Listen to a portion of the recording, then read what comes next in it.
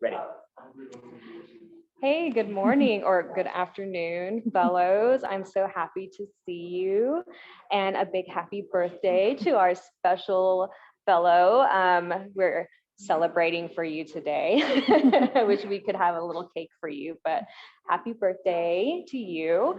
So I am here with Megan Bratton, and we are at the South Plains Food Bank. So I'm going to let her introduce herself. I'm going to also introduce just very quickly Jennifer Smith and Ophelia Johnson. They'll also be joining us today on our tour of the South Plains Food Bank. Jemima Johnson. I don't know where I got Ophelia from. Good morning. I don't know. I don't know. I'm making some names as I go. It's early for us here. But ladies, I'll just let you introduce yourselves and tell us a little bit about what you do here at the South Plains Food Bank. Okay. And so basically my job is kind of, I work a lot with our fundraising team, and my basic job is to kind of support all of them in whichever way. Good morning, I'm Jennifer Smith. I'm the Chief Operations Officer, and I make sure the warehouse is running smoothly and all of our programs, which you'll hear about this morning, our kitchen, children's feeding program, and our farm, orchard, and grub, which is our youth project. And I'm Megan Bratton. I'm the Chief Development Officer here for the Food Bank. I have been here for 7 years now, and I do all of our fundraising with my team, not just me, with my team. We do all of our fundraising, we do events, and just any kind of really development, working with each individual program that we have to make sure that we are funding everything that they need to make sure we're going to feed as many people as we need to. Wonderful.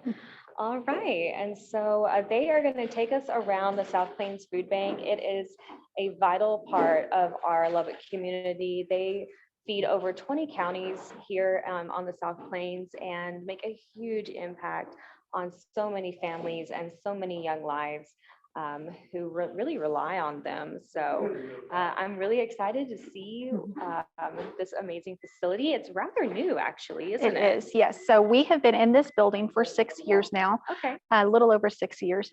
And this was completely funded with a grant through a foundation, a local foundation here in Lubbock. They reached out to us. They've got several projects that they have funded all the way across the city. So there's lots of Talkington names around the city. So we are the South Plains Food Bank, JT and Margaret Talkington Distribution Center. This is a over 60,000 square foot facility now. We more than doubled what we were able to do from our old location, and we actually just sold our old building. So we are super excited about that because it allowed us to expand as well here, and we were able to purchase the building next to us right over here and dedicate that to David Weaver, who was our previous CEO for 27 years. So we were very happy to honor his legacy and how much he did for the community, and really, taking off the food bank and sitting it where it is right now. So we're really excited about that. Incredible. And not only do you have this really beautiful building, but you also have an orchard and a grub farm. And a farm. Yes, we do. Wow. Tell me a little bit about that. The apple orchard is located directly behind us. There's about 2,500 apple trees with 8 different varieties of apples. That was started as a project with our local Rotary Club of Lubbock, and all of the Rotary clubs in the district actually have helped us to be able to establish that, get it going, and we have harvested, I believe our biggest harvest was over 100,000 pounds now. And we're looking to have a pretty good harvest this year, it's sounding like, so we're really excited about that. Our farm is actually located about a mile away from here. It is a 5.5 acre farm, and we will talk a little bit more about that whenever we get towards the back. Awesome. Very cool. Yes, we actually brought some of the international students from Texas Tech to help harvest some of the apples, and it was incredible. There were so many apples. It was really fun. Really fun time. It is. It's a great time. Without further ado, I will let you get started. Okay. Well, I just wanted to do a really quick thank you guys so much for being with us today to be able to take a look and see what we are doing here at the Food Bank. The Food Bank has been around since 1983. We were established by a local family and several other projects that just kind of came together to really fill a need that they saw on the South Plains. We have grown now from a very small one building organization to what you're going to be able to see today. We are serving over 11,000 meals 11 million meals. 11,000 is probably in about a week. 11 million meals now. And since COVID happened, we saw about a 70% increase in the amount of people that we are serving. So last year we had over 10,000 new individuals that we were serving. We're seeing lots of kids that are really suffering, but we're also seeing a really big increase in our seniors that are also needing food. We have got different programs that are able to focus in on families in general, on kids in general, on seniors. We have a youth program at our farm that we will talk a little bit more about once we get towards the back of the warehouse. And we've just got lots of ways that we are really focusing in and making sure that we are going to help fight hunger across the South Plains. We are not just in Lubbock, we're a 20 county area food bank. So we service 20 counties all the way around us. There's probably about a little over 500,000 individuals in our service area, and we are servicing right now about 98,000 of them. We know that there's a much bigger need. And so with the resources that we have seen over the last year, we've really kind of seen a good increase to help us serve that increase. We're really filling that gap a lot more than we were able to before. That's incredible. Yeah, we're really excited about that. So we're going to start our tour in our kitchen. So we are going to go right through this door over here. And it says through this door, we are feeding our future. The kitchen is actually where we have all of our children's feeding programs. Remember.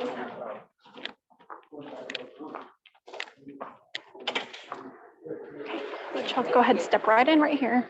And we're going to kind of go over to where that, okay, is Isaiah not available? Got it.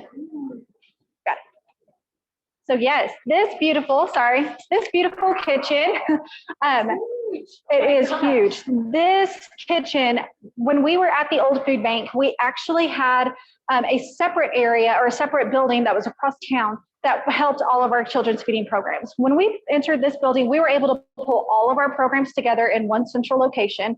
And our kitchen and our children's feeding programs have grown huge over the years. We have about 3 main programs that we do with our children's feeding. We have our Kids Cafe, which is an after-school feeding program. We cook hot meals here on site.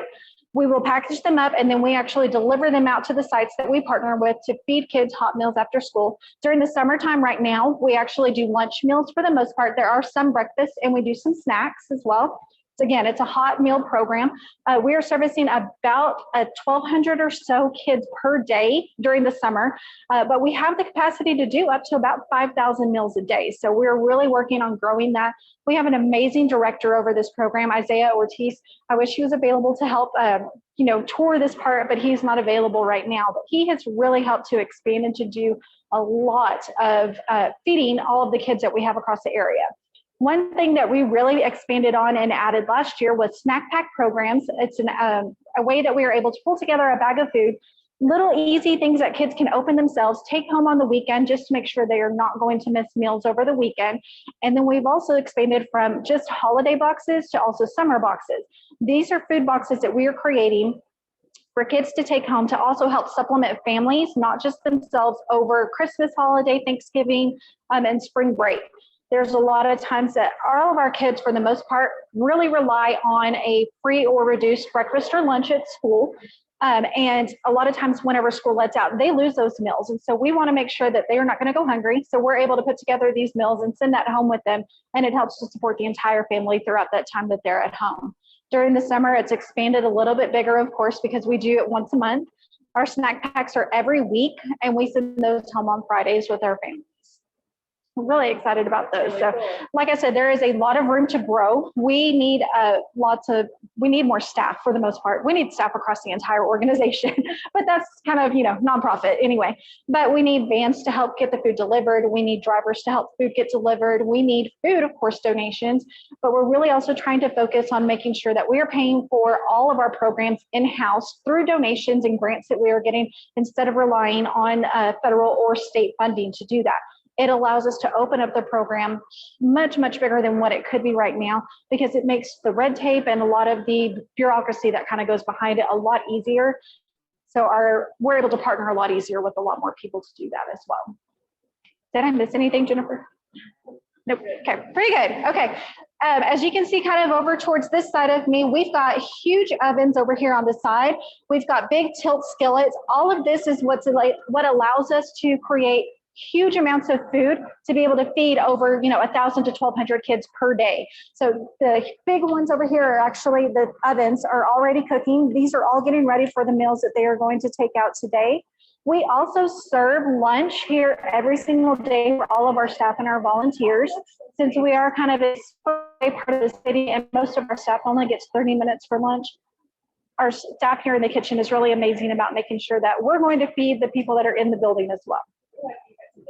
Yes. Looks really good today.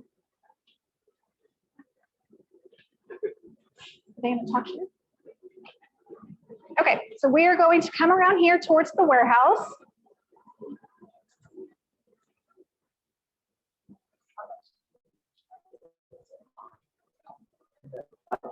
Okay.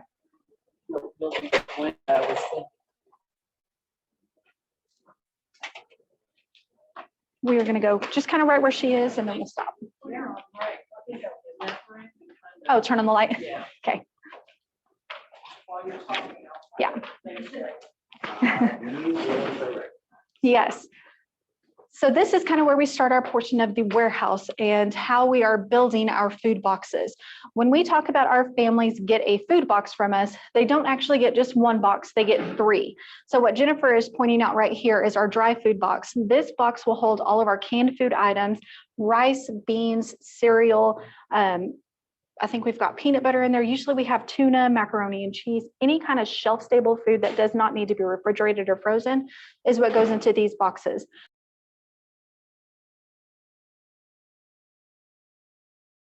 Where we're able to provide our families with meat, but a lot of times there's really just kind of any kind of frozen food. We get a lot of times huge bulk donations of a huge tote, about 2,000 pounds or so of like frozen chicken nuggets or something. And so a lot of times we need volunteers to come and help us to package that into individual portions so we can put those inside of our boxes. The third box that our families get, we like to call our catch of the day. So we have a retail pickup program where we go around and we actually pick up groceries from all of our local grocery stores here in town, Walmart, Sam's, United, H-E-B, Food King. We go to all of these every single day. We pick up food from them that is short dated, so it's about to expire. Sometimes it's fruits and vegetables that just aren't really pretty, so they're not selling, but they're perfectly good to serve to our families. All of that food normally would get thrown away, but we're able to go pick that up. We bring it here. Our volunteers will go through and they make sure that it is safe to serve to our families every single day, and we're able to get that food out within about 24 to 48 hours. So we will show you what it looks like whenever our families pull up and they actually get their cart full of food. We'll take a look at what that looks like. Our families right now do have to go through a screening process. We made that a lot easier by having them just fill out an online application now. This way they can actually request a food box from us. We ask all the questions that we need to make sure that they are eligible to receive that, but we're also able to ask them questions to provide other services that they may need. We have a great social services program here, so we can also offer to help them apply for food stamps, for state money, Medicaid, which is to help them with medical bills, going to the doctor, paying for hospital visits, stuff like that.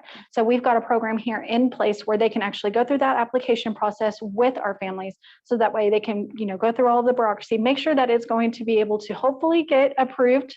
I think we've got like a 99% approval rate that gets sent to the state, and then we're able to walk them through the process of making sure that they've got those services and how to use them. So we've got lots of ways that we are able to help, not just with food, but there's several different programs, and we're going to talk about that a little more as we go by.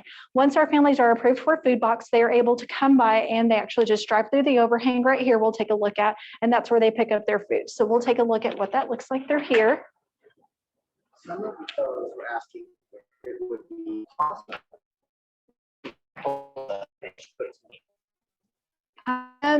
Sure, if maybe they could show us what a meal looks like, one of our kids' cafe meals. And we can go back through the kitchen and take a look at that. Okay. Absolutely, yeah.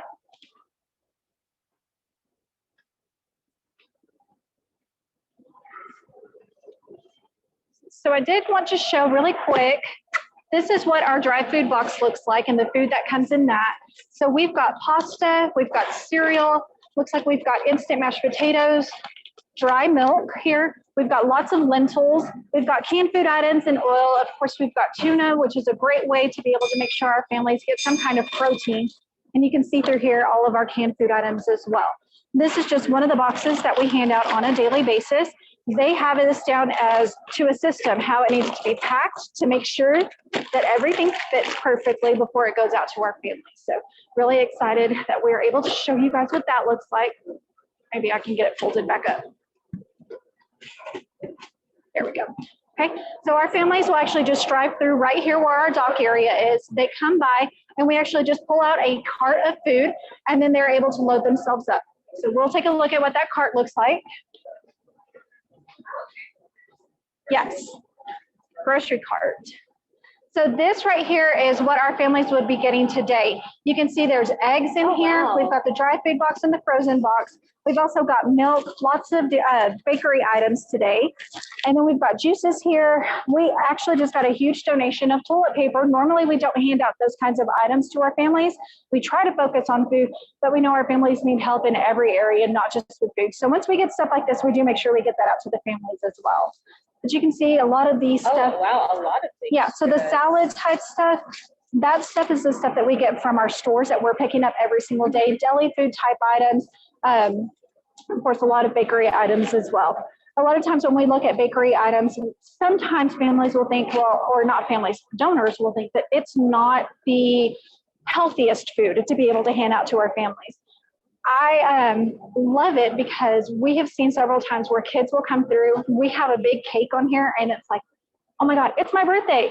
I'm going to have a birthday cake. Oh. Or they open it up. It just makes them feel normal. They have the same kind of food at home now that their friends would have at home. And so they're able to invite people over, or it makes a sense of normalcy. They don't have to worry about where, some of the snack type food that kids love to have is going to come from. And I see like on this one, Yeah. you've got like a whole pineapple there. That Yes. looks really This is basically the bonus basket. So we call this part of our catch of the day too. Oh, okay. Sometimes we have this second basket, sometimes we don't. But this is mostly produce items. Some of this squash was grown at our farm. Oh, okay. So we're able to get that out. So our farm helps to feed our families as well. Yeah. Wow, that's so cool. Yeah. All right, Mace, we're done with this one. Yeah, sorry, thank you. Yeah, I know. Thank you. All right, we're going to head back this way.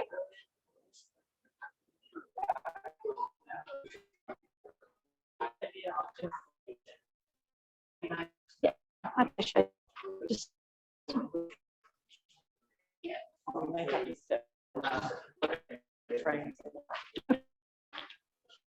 Okay. Jennifer is going to talk to us a little more about our farm and our orchard programs, and we do want to introduce Stony. I'll let you go ahead and do that. Okay, this is Stony Cornett. He's the director over our orchard, our farm, and our youth program, Grub.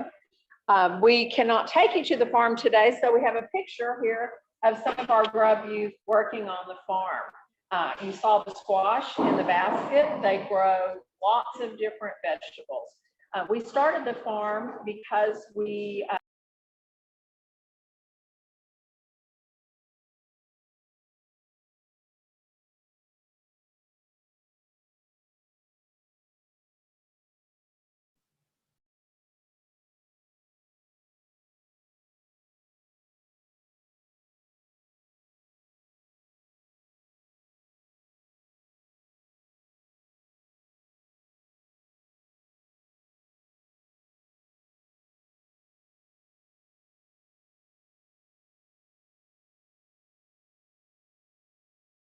an orchard, which is right behind us, and we'll try to take a sneak peek of that through another door. We have a train track between the orchard, and there's a train blocking.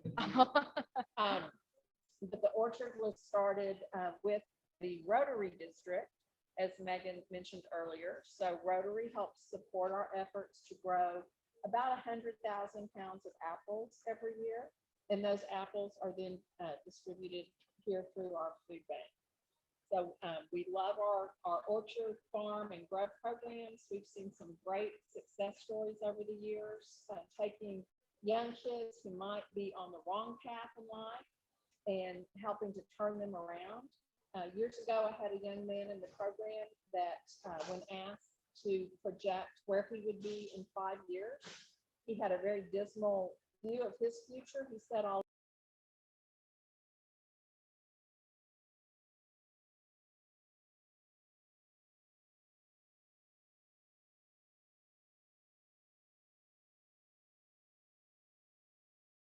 had a really cool story that, he thought he would have one path in his life and he was able to turn it around with help from our grub program and make a big difference." So it's amazing. All right, just to let you know, apparently somebody keeps trying to call me, and anytime somebody calls me, it cuts out. So real quick, can you see and hear as of right now?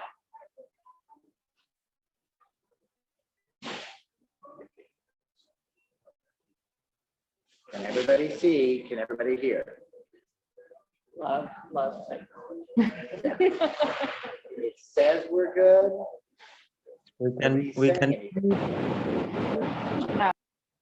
We can hear, but we cannot see the pictures. Yeah, we can hear, but we can't see.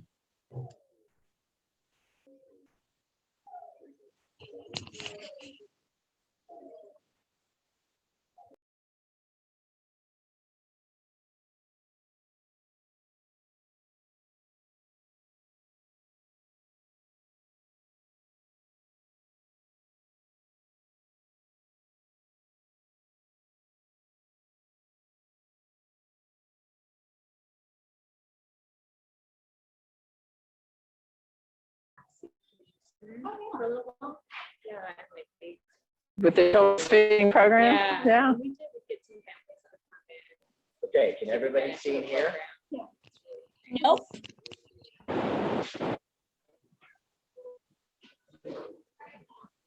What kind of signal do you have? Okay, good. You're good? And the problem is this person all the time. Oh, We can hear. okay. How much of that did you get or not get? I don't know. Okay, well, I'm going to recap. We're going to do this all over again in case you missed it. So we have a farm and we have an orchard and we have a youth program, Grub. This is a picture of some of the kids working at the Grub farm. And we grow produce at the farm that some of it comes here to the food bank. Some of it goes to community members who buy into the farm. They'll purchase a share and in turn get their vegetables, but their money helps support the Grub program. The Grub program has been around for 21 years. Over those 21 years, we've changed a lot of lives. We see about 100 kids a year through our program. In the summer, we hire about 20 to 25 kids every year. So for most of them, it's their first job. We have seen a lot of great success stories. One I mentioned that you may or may not have heard is that a young man saw his future as either being dead or being locked up in prison. And through his participation in the Grub program with mentors to get him on the right track, he now is actually in prison, but on the good side, he is a prison guard. And so we count that as one of our many, many success stories. It is amazing. It is amazing. We have a couple of young people who went on to med school and just lots of great, great success stories. In addition to our farm and our Grub program, we have a 2,500 tree apple orchard that Rotary helped us put in. And so we are able to bring those apples to the food bank to help feed our families in need. And we'll try to get a sneak peek of the orchard when we go down this way.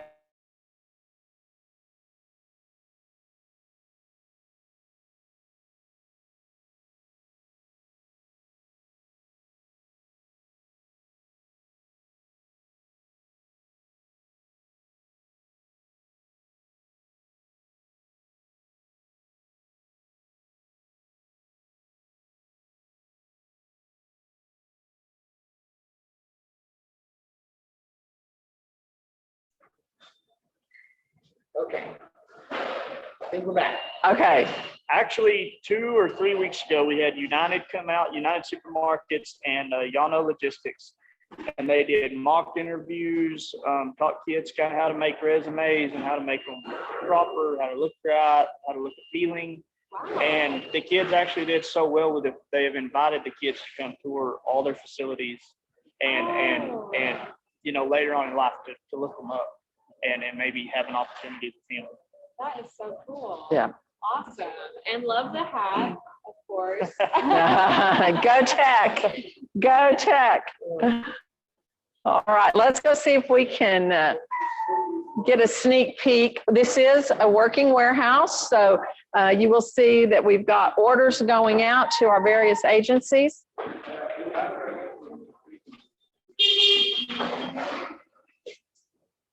Is the train going to be in the way if we look out this door?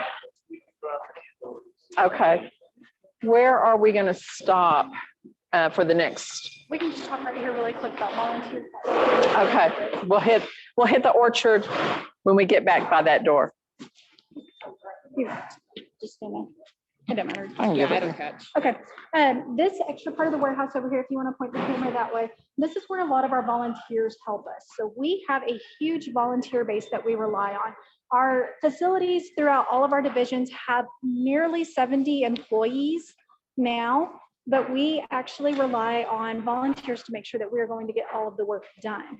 Our staff, especially the period, worked very, very hard to make sure that we were going to be able to feed all of the people that we needed to without the volunteer help that we usually rely on. Which is why we were able to expand our staff to the number that we have now. But normally we have about 4,000 people that will volunteer through all of our various programs at about 9,000, over 9,000 volunteers working 40,000 hours per year to make sure that we are going to get everything done. We truly rely on our volunteer base that comes out and helps us every single day.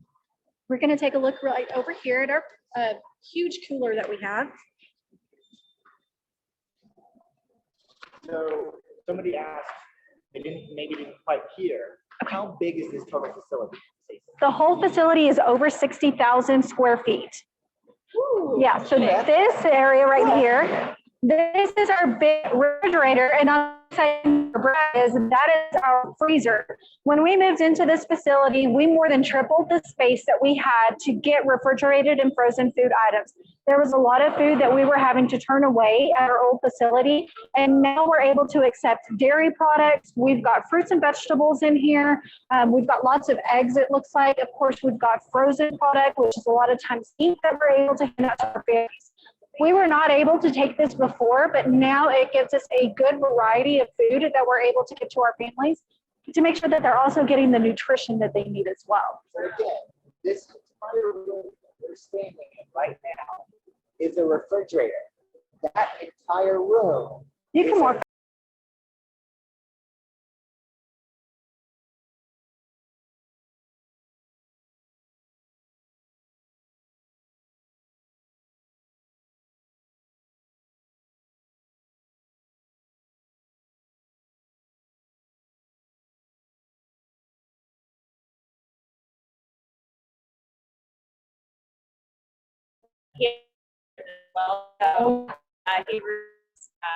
I'm so glad. Have that little extra protein is so great. Yeah, and that's the other thing too. Like I saw the what do you do in cases that people have food work with those people? So our food boxes go out as they we try not to let them give us all food back as fast.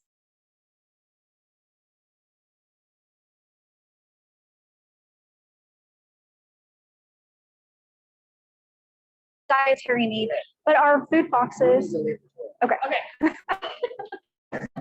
think it's having trouble making connections. Oh, it probably is because of all the metal in there. Okay. Yeah, but we have such a large variety of food that we try to put into our boxes that we're able to, that we're able to offer a wide variety of food. So hopefully we're able to hit as many people as possible. This is actually London. Sorry. Okay, but I'm going to introduce you as a nutritionist anyway. we do have a nutrition education program, and London is our coordinator over that entire program. So she's going to talk to us about a different area of it, but I did want to make sure, since we were kind of talking about what goes into our food boxes, we do have nutritionists on staff, and they have a way or a program where they are able to teach diabetic classes, but then they also go out and they teach food nutrition to kids as well. A lot of times they partner with our Kids Cafe sites. So our sites that are getting food from our kitchen are also able to have our nutritionists go out and they do food demonstrations. They teach them just general nutrition. You want to say anything else? I'll explain that a little bit more. When we get back there. Awesome. As you can see, kind of right behind us as well, all of this is donated food. This is the type of stuff that comes in on a daily basis that we go up and we pick up from our stores. So a lot of times it's a huge mix of food items. Sometimes we'll get a lot of bottled water, but all of our volunteers will go through the food. They make sure that if anything is open or if anything is expired, that we take that food out before it actually goes over to our food boxes, and to make sure that everything is safe before we hand it out to our families. Okay. We're going to take a look one more place back here in the warehouse, and then we're going to go back through the building and talk a little more about some of our other programs there. Yes. Yeah. Let's take a look at the orchard. Are we going to go through that door?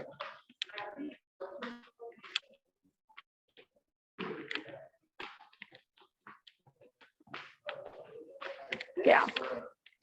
The room where the scouts Normally volunteer. Yeah.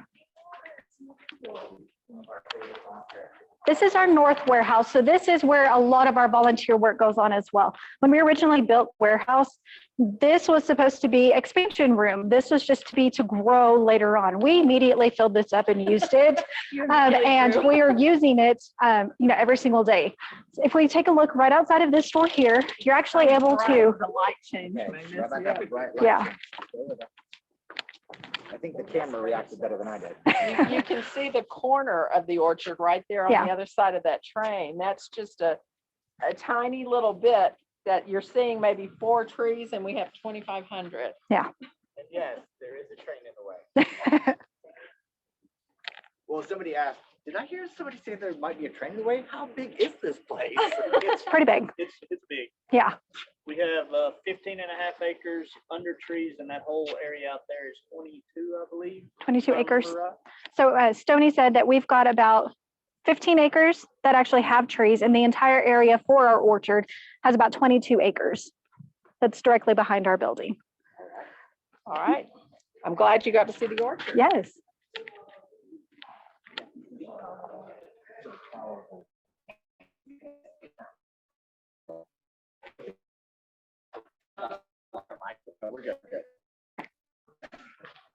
Are you going to speak? Yeah. Okay. We can probably just walk through this area here. We have fellows insisting that they need to come visit. And one is saying, I'm an agronomist. I'm happy to help volunteer. Yeah. For him to come, please. I want to introduce really quick over here. This is Isaac Rodriguez. He is our agency services coordinator. Agency services coordinator. We have so many titles around here. He does amazing things with all of our agency partners. So I'm going to let him talk a little bit about some of our programs through there. So as Megan said, I'm the agency service coordinator, and what I do is I'm basically the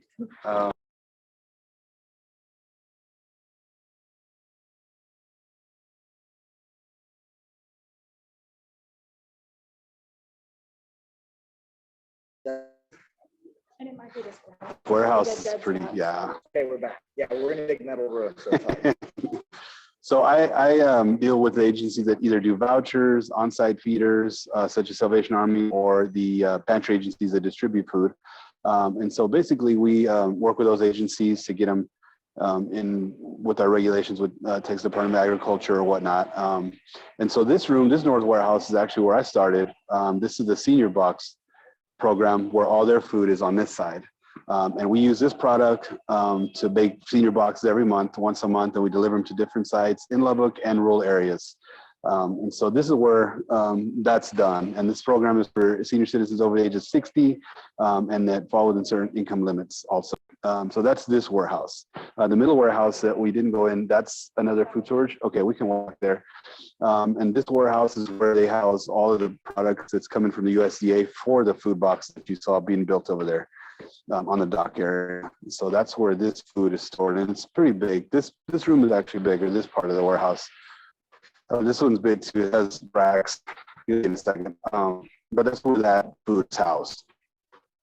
And so We're having some connection issues. Oh. A little bit, you can tell this.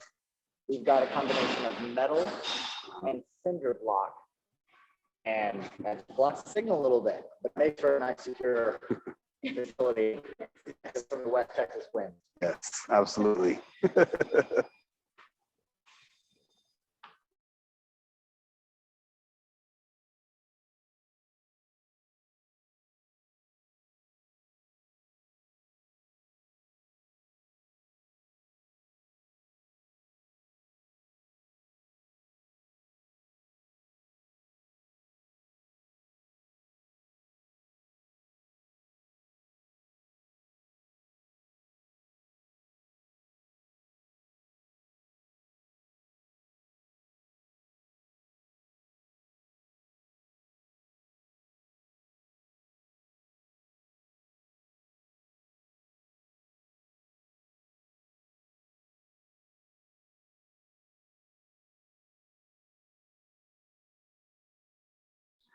All right, we're back.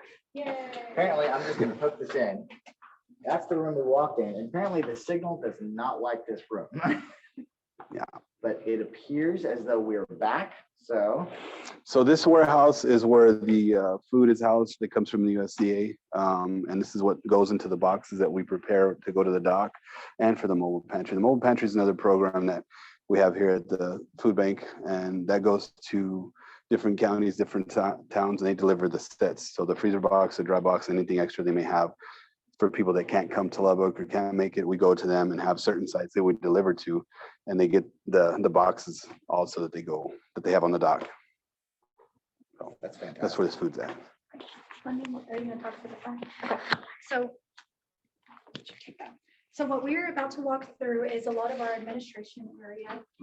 This is where we have our social services, our peer unit, which we're going to explain in just a second. But we're gonna kind of walk through to the front lobby, and that's where we'll talk to lunch. So we had a question.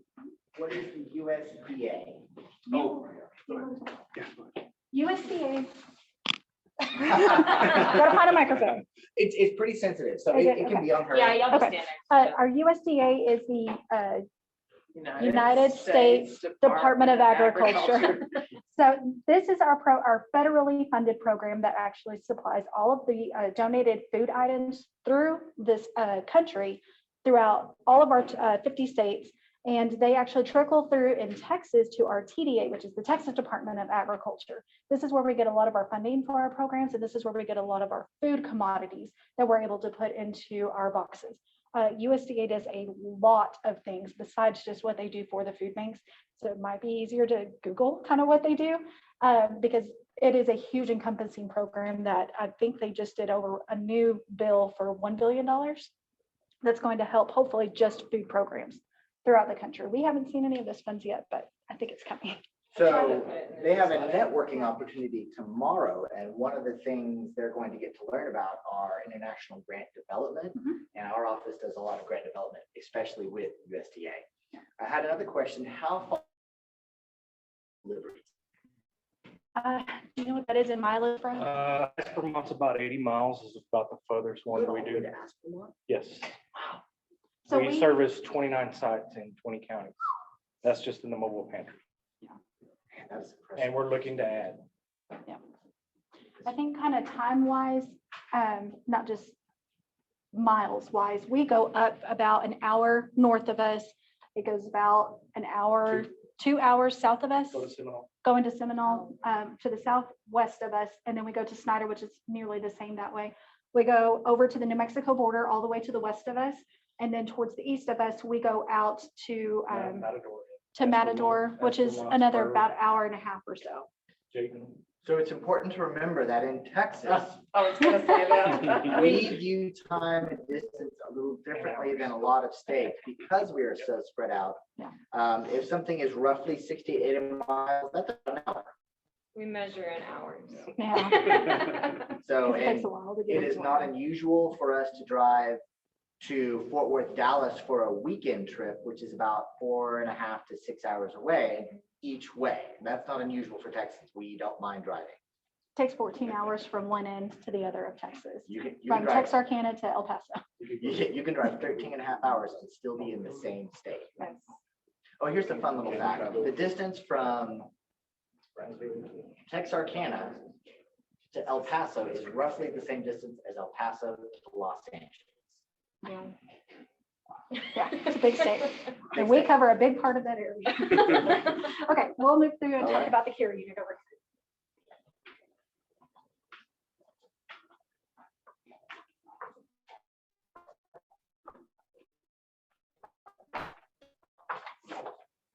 So as we walk over here side, this is where our social services and our care unit are located.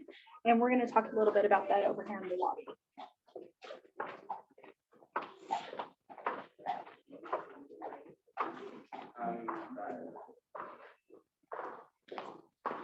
So this here is just kind of our general lobby area. We've got, of course, our reception over here. We've got our volunteer services towards the back. And through our front door here, this is where our care unit actually will go out and meet with our families that need our services, help work through their registration process, and then is able to verify that they're able to get a food box. I'm going to let London talk more about that. But this right here, really quick, this is our service area. This is all of the counties that we serve in our from the Lubbock Food Bank. So yeah, it's a really big area. And you can see here's Texas, and this is the area that we serve. Is right there. That really does give good scale. Yeah. So this is London. I'm going to let her talk more about the care unit and some of our nutrition programs and social services. Hello, everyone. So like she said, I am London Minute. I am the nutrition coordinator here at the South Plains Food Bank. So my area is also under our care unit. And I like to think of our care unit and our reception as kind of our front line that we deal with the clients first. So they get the opportunity to meet the clients, whether it's in person, we have someone who takes the cards out there to mark the vehicles so they can go through the dock like y'all saw. But they're also the ones who answer all the calls first. So they have the first interactions with our clients. They're meeting their needs, they're assessing them, they're determining how we can help them. And then we also have social services, which is under the care unit. So they help with the food stamp application, stuff like that. There's a whole umbrella of what social services does. That's just one of the things that they do. And then we also have our senior box program that's in the care unit, and then nutrition as well. And so I'll kind of focus on nutrition a little bit. But our program with nutrition, which is actually SNAP Ed, we're funded through Feeding Texas. And so we have two main things with us, which is our free nutrition education classes, and then also our portable outreach pantry.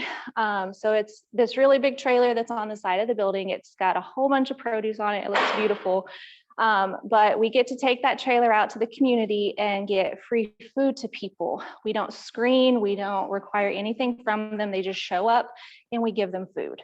And so we try to focus on a little bit healthier foods, but we use that in combination with our free nutrition education classes. So our demographic is going to be more of our SNAP eligible population.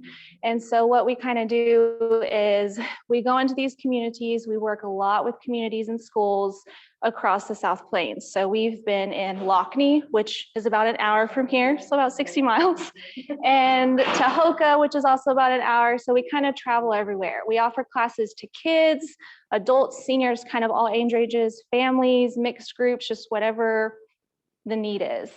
And so we go in, we have a short lesson, and then we do a cooking demonstration with them. And we also can give out free incentive items. Depending on the class, we try to tailor that. So right now we have a lot of avocado tools where it has a little, I should have brought one, but it has a little cutting part, a part with some blades where you can pop the seed and then pop it out. And then it has slices to where you can then take it. So we like to use that when we have this chicken avocado salad recipe that we like to do. So we love to give that out with that, and also food. Yes, I have one at home and I love it. But we can also give out free produce, which is something that we always need. So on the trailer and both with classes, we're able to give out free produce to people, which is a great incentive to me. You come to a class, we talk about how you can eat healthier. Here's a recipe, here's some food so you can make that at home yourself. Very cool. Quick question. Yes. So one, any online volunteer programming, and two, we know what SNAP is, but could you very quickly let them know what SNAP Yes. That was gonna be my question. Yes, too, yeah. sorry. I'm so Yes. sorry. I don't think right now we have any online volunteering with our nutrition program. I don't know if the care unit has a whole needs volunteers. Not really. It's very, because when you work in the care unit, you work with client information, so it's very protected. So we can't really let volunteers come in and have access to that. Of course, we have all the other needs. However, with our trailer, there are situations where we need people to come out and volunteer with us then, because we're not dealing with client information and help with that.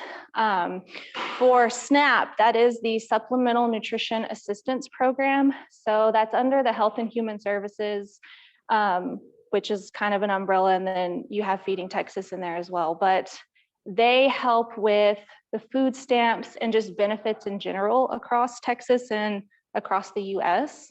I believe SNAP covers the US, right? Yes. SNAP Yes. covers the US. So this is funds that actually come from the federal government down to each individual family and will allow them to use a card that looks like just a debit or a credit card to go to the grocery store and purchase groceries for themselves. So it allows them a way to have choice. We are really just kind of supplemental on top of what our families are able to provide for themselves or through SNAP. A lot of times if we have families that are coming and getting food from us really regularly, we know that they have maybe a bigger need than what we can help with. We're able to help them then go under our social services umbrella to hopefully be able to get on SNAP if they do not already get those services. Right. And when you're at the grocery store, aren't there certain items that will say SNAP eligible, so you know what you can purchase? For the most part, you can purchase pretty much anything in the grocery store. Okay. You cannot get, of course, tobacco and alcohol or ready hot foods. It's food that you need to be able to prepare for yourself in your home or other scenarios. Sure, like milk, eggs, Milk, bread. eggs, bread, protein, any kind of the boxed food items, cereal, macaroni and cheese, ready meals like that. Okay, And then any kind of fruits and vegetables as well. okay. Yeah. Very good. We are almost out of time. Okay, we are going to head right back over here to the community room. And if we've got just a minute, we do have a snack pack that we wanted to show you. Do you mind to put that up on the table and we'll just kind of walk over this one. Linda, thank you so much. Thank Really you. appreciate your time. Of course. I'm stuck. And fellows, assuming you can hear me, which you should be able to, we are going to let you go a little early today because we are going to ask you to participate in a social media community service activity to benefit the South Plains Food Bank. We'll talk a little bit more about that at the very end. Okay, we're going to head right back that way. Thank you. Good. And Jemima was very gracious to go and grab us a snack pack, and she's got that set out. So when we talk about our children's feeding programs and the snack packs that we hand out to them for a weekend, this is the kind of food items that they will get. There's chocolate milk, there's juice boxes, there's cereal bars, other kinds of cereal bags. We've got sunflower seeds and some peanut butter crackers here, other kinds of crackers. And this is just foods that are going to allow them to hopefully get by and supplement what they hopefully have inside of the home. First of all, these are my favorite. packets Yeah, of them, these are super So good. especially in so the garden good. salsa. Yeah, Yes, the I garden agree salsa with is you. really good. And I love these. We buy these by the bulk. Yeah. Yeah, peanut butter. I think we've already discussed Americans' obsession with peanut butter. Peanut butter crackers. And we do try to have healthy whole grain options. I noticed we have something called Flaming Hot Cheetos. Oh, y'all. Hot Cheetos. It's a thing. Well, it's not, this one is baked, so it has less fat, but this product was most likely donated. And so when we have donated product, we'll go ahead and throw something in that maybe is not quite as nutritious, but But this is something that we know kids are definitely going to Right, eat. It is so a good. huge obsession. And let me just make it even more unhealthy if you dip it in ranch dressing. Stop. it's so good. That's another real Texas thing. That is, ranch Texas is a huge Texas dips thing. Everything in ranch dressing. Yes. Do it. Do it. Okay, I think that really kind of wraps up. Unless you have time for questions, we will take any other questions that you have, but Okay, so here's what I'm gonna say. The obligatory part of this is ended, so we are gonna give you a little bit of time and we're gonna ask that you participate in a social media campaign a little bit throughout the week. So if you need to log off now, that's okay. If you want to stick around for, say, 5 to 10 minutes of Q&A, we can do that as well. So Maria, let's stay recording. And you want to set up at the tables here? Yeah, we can do that. I mean, grab a seat. Yeah. Or we can sit on the other side. Yeah, that might be good if you want to sit there.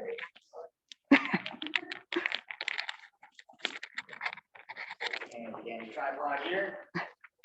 This is a really neat tool. I'm going to have to ask you about this after. I would be delighted.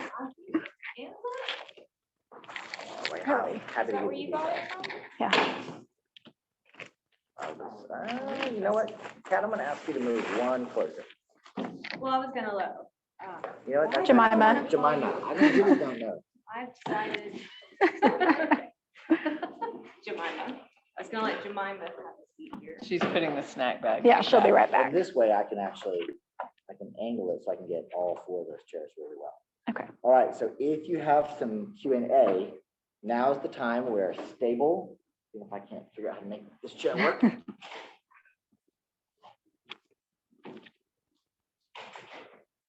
Fatima's talking about top behavior with food nutrition, which is absolutely true. Okay, I think she just answered Fence's question. But I didn't see the question, so didn't do a slide again. I'm waiting to see questions pop up in chat. And that is the best way. There's a little bit of a delay. So if you have some questions, now's the time to ask. We may have been so thorough that there are no. Yeah. Okay, Felix, go ahead and type it in the chat, please. What's the age group that you feed? We will feed from infants all the way up to 90, 95. I think the oldest I've heard recently of one of our clients through our senior box program was somebody was taking a box home to their 98-year-old grandmother. So there really is no age limit. Yeah, We there's no feed- limit. We feed everybody. In our children's feeding program, they have to be under 18 or under, but that's the only program that has an age limit. So I've had several, and you talked a little bit about this earlier. Can you talk briefly about the application process? What are some of the criteria for being considered beneficiaries, et cetera? And is it trying to target any particular socioeconomic group, things along those lines? So the only thing that we actually look for and that we are required to ask for is because of questions that we get from USDA to hand out the commodity food. They do have requirements, and it is based on income for the most part and the size of the family. We will ask, I believe, qualify at 180% of what is considered poverty. So if a family comes to us and they've got 4 people in the family, they can make up to about $44,000, and they are able to qualify for our food services. The poverty line is generally at about 19 to 20,000 for a family. So it's a pretty big jump to the families that we are able to serve. We do make exceptions. We have cases where a family will come in, they do make over that line on income, but they have had a situation in their lives that we are able to qualify them on an emergency basis. Let's say they had an illness in the family, medical bills have piled up, and they have just kind of fallen behind.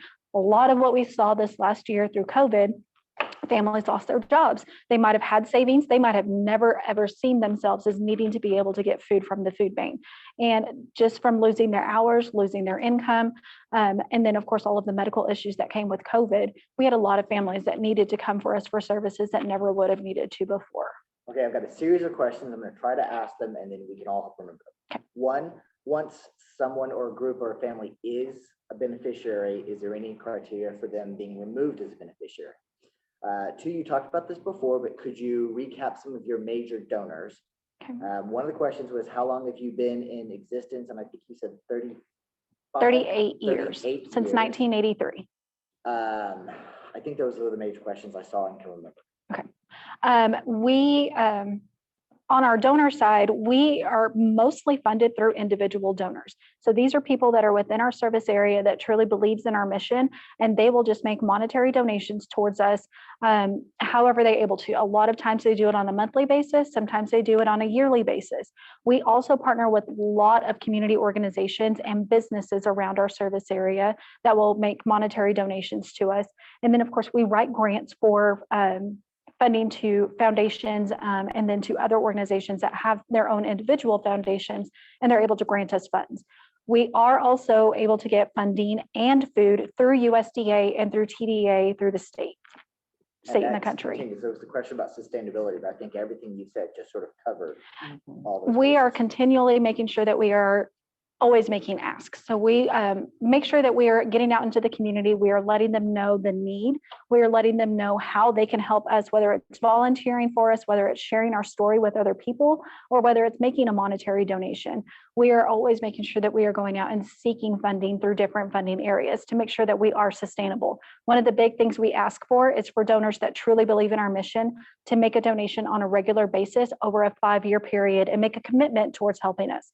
That lets us plan our budget out over the next couple of years, so that way we're not able to open a kids cafe site, be able to pay for the snack bags, and then have to take that program away.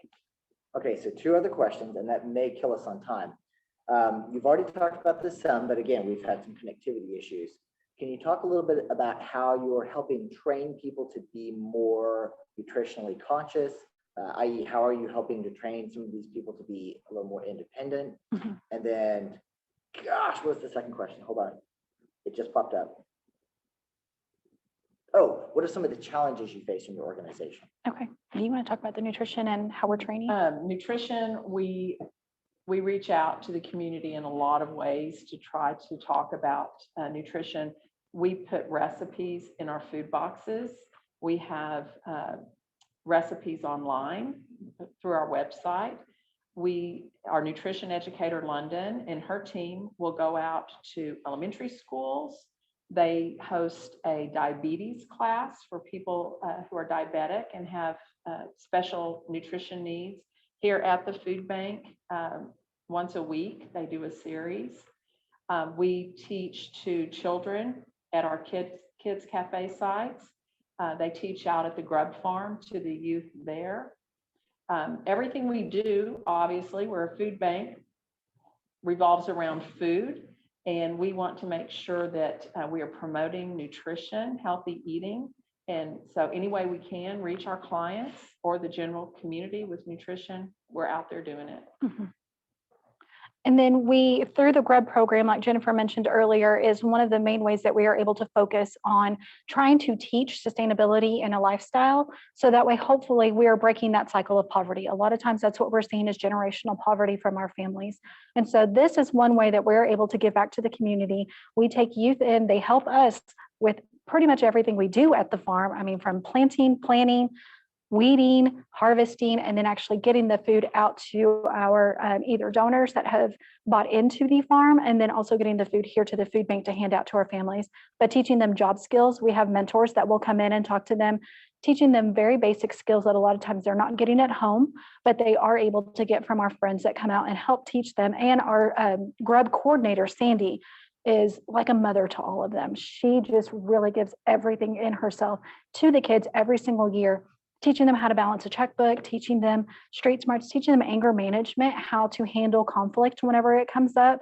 Those are a lot of times skills that, of course, we learn at home, but these are things that our kids really struggle with. And it's what usually will kind of roll into that cycle of poverty. So we're trying to teach them other options. We're giving them other choices to make that maybe they weren't aware of before or didn't know that it was possible for them to choose.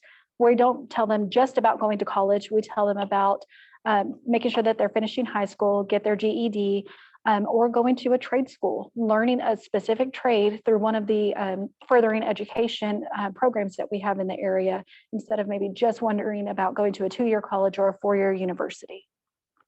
All right, last question, and then we have to stop because we are way over on time, but they always respond so positively to this experience. One person asked, how do you deal with the challenge of public versus private sector? And how does that tie into, say, the spirit of volunteerism that we have in the United States? Wow. Kind of a hard question. It is. I think for us, we are a private nonprofit, but we are a public entity. We serve the public. We have to follow all of the same guidelines that pretty much any other business or organization does, where we do not discriminate. We cannot tell somebody if they are maybe not a Christian, that they cannot come to us and ask for food.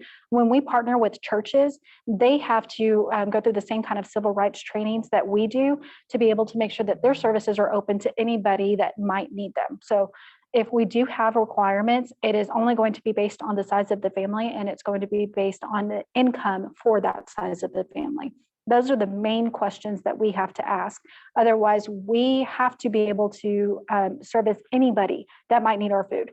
That kind of turns into, from the private sector, we do have a lot of churches that want to support us, and we have had sometimes donors or volunteers that will question sometimes the services that are needed from our families, or the families, maybe the dynamics that are in their family. Why do they need food from us? They might see somebody come by in a better looking car than perhaps what they possibly drive. And it sometimes makes that question, well, how do you know that somebody needs food assistance? How are you making sure that they are not scamming you or double dipping or something like that? We do have checks and balances that we do have to ask some of those questions, but for the most part, we are here to serve the community. So we are not going to ask a whole lot of questions, because we know when somebody comes to us in need, the vast majority of people don't want to be here. So we want to make sure that it is a shameless experience. And a lot of times whenever we're serving people, especially our staff that works on the dock, we're not just feeding families food, we're hoping to feed their soul. We want to give them hope. Our three main things that we work towards is giving hope to our families, enriching their lives, anything that we can do beyond giving them food and putting food in their bellies, anything that we can do to help them that way, which is usually our grub program, but our nutrition education, social services. And then our main mission is fighting hunger, and we're going to do that in any way that we are able to.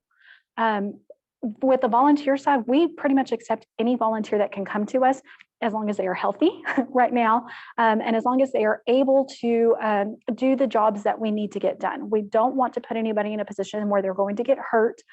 So if somebody is wanting to volunteer their time for us and they're not able to work in the warehouse or not able to work on the farm, where it's physically exhausting sometimes, we do try to find them other areas that they can help, whether it's helping us with administrative stuff, or we are trying to get groups of people that are going to learn what the food bank does and then be a voice for us. They are going to advocate for us. And that's kind of what we look for in our volunteers. All right.